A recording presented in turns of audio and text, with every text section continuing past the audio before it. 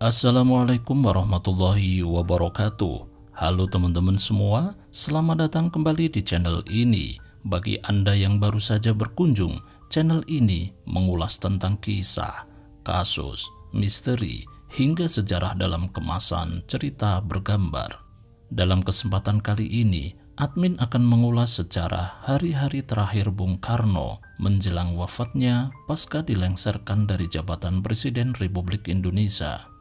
Dalam sebuah channel YouTube, Deddy Mahardika, cucu Insinyur Soekarno, mengatakan tidak hanya diasingkan, tapi disitulah bapak kita, bapak bangsa, bapak proklamator kita yang memperjuangkan kita semua, dibunuh di situ. Dibunuh, iya, harus banyak yang tahu. Nama Soekarno sebagai pejuang kemerdekaan dan Presiden pertama Republik Indonesia selalu melekat dengan sejarah Indonesia. Jasa dan jejak langkah yang ditorehkannya menempatkan Bung Karno sebagai sosok yang selalu dikenang dengan rasa hormat dan cinta oleh rakyat Indonesia. Namun siapa sangka, di akhir hidupnya sang proklamator harus hidup dalam derita dan kecewa karena diasingkan dari rakyat yang dicintainya. Bung Karno pernah berkata, "Anakku, simpan segala yang kau tahu, jangan ceritakan deritaku dan sakitku kepada rakyat. Biarkan aku menjadi korban asal Indonesiaku tetap bersatu.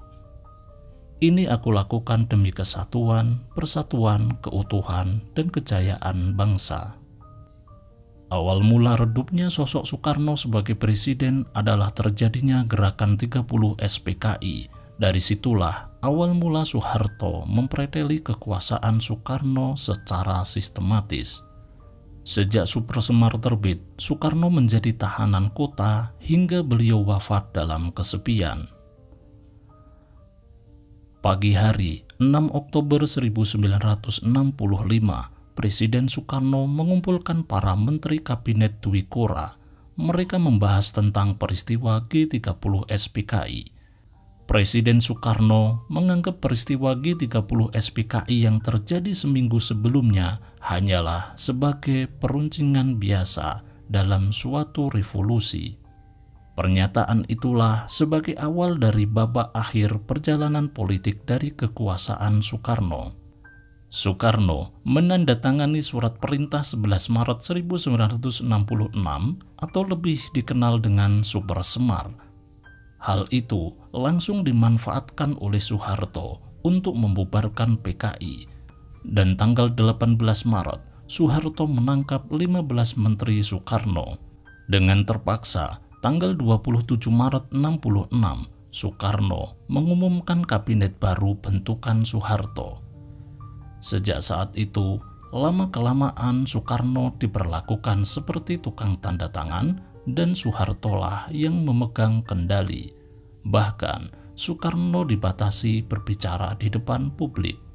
Pada tanggal 22 Juni 1966, di hadapan MPRS bentukan Soeharto, Soekarno menyampaikan pidato pertanggungjawaban selama jadi presiden. Namun, pidato Nawaksara itu ditolak oleh MPRS.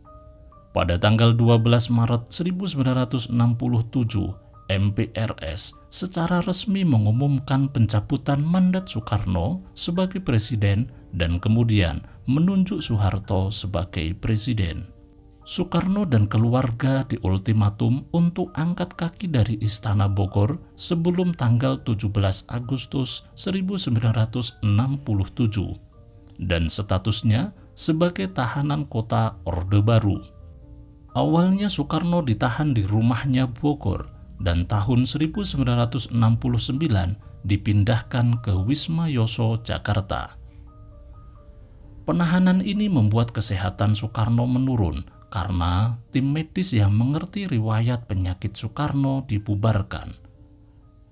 Bung Karno harus merasakan derita penyakitnya sendirian karena tidak ada yang bisa menemui beliau secara bebas. Bahkan keluarganya sendiri harus mendapatkan izin dan dalam waktu yang pendek untuk menemui Soekarno. Menjelang akhir hayatnya, Soekarno didatangi tamu istimewa, yaitu Dewi dan Kartika anak Soekarno.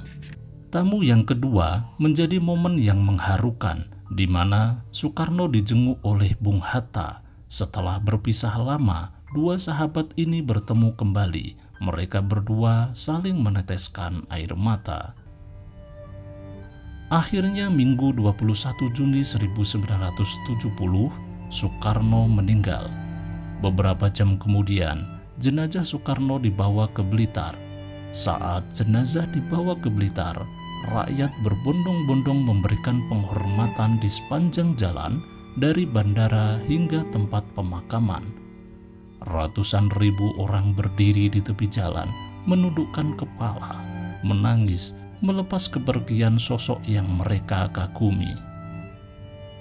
Perjalanan hidup seorang Soekarno yang penuh drama, perjuangan, dan inspiratif. Menurut Didi, cucu Soekarno, Bapak Proklamator tidak hanya diasingkan, namun dibunuh. Saksi hidup, yaitu Sidarto Danusubroto yang menjadi ajudan Soekarno kala itu, tidak menolak atau membenarkan perkataan cucu Soekarno tersebut. Namun menurutnya, Soekarno wafat karena sakit tanpa mendapatkan perawatan yang memadai.